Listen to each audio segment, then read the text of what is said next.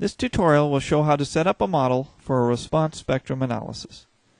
We will start with the model previously used for the modal analysis tutorial, where we requested two modes.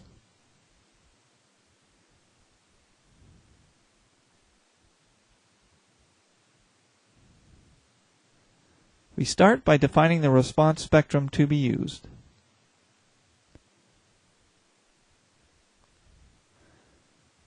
In this case, we will use a UBC 97 curve.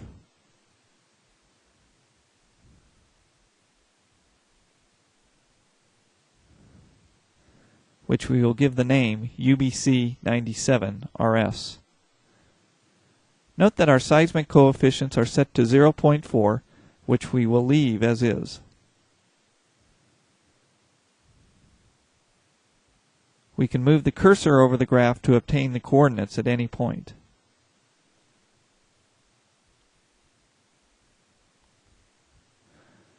Next, we define an analysis case to include the response spectrum analysis.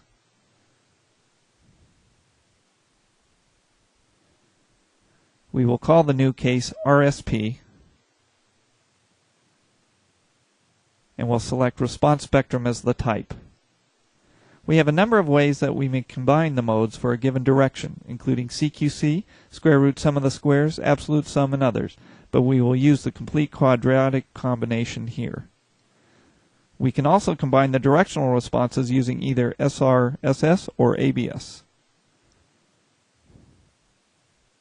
The analysis will use modes defined by the modal case.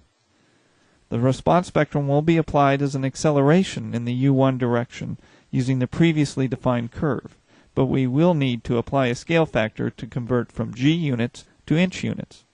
Double-clicking while holding the Shift key brings up the calculator box.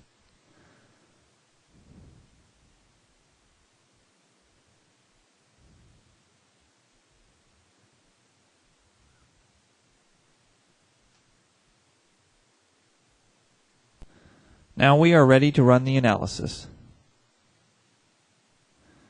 We will run both the modal and RSP cases.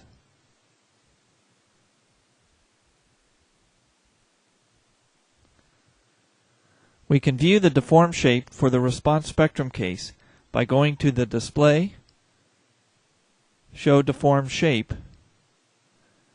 and selecting the RSP case. We can also view output in tabular form, such as for the displacements.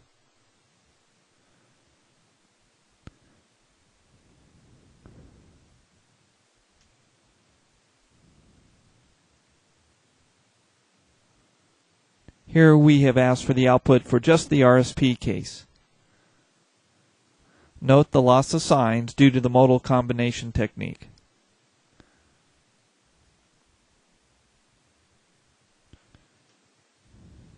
This concludes this tutorial.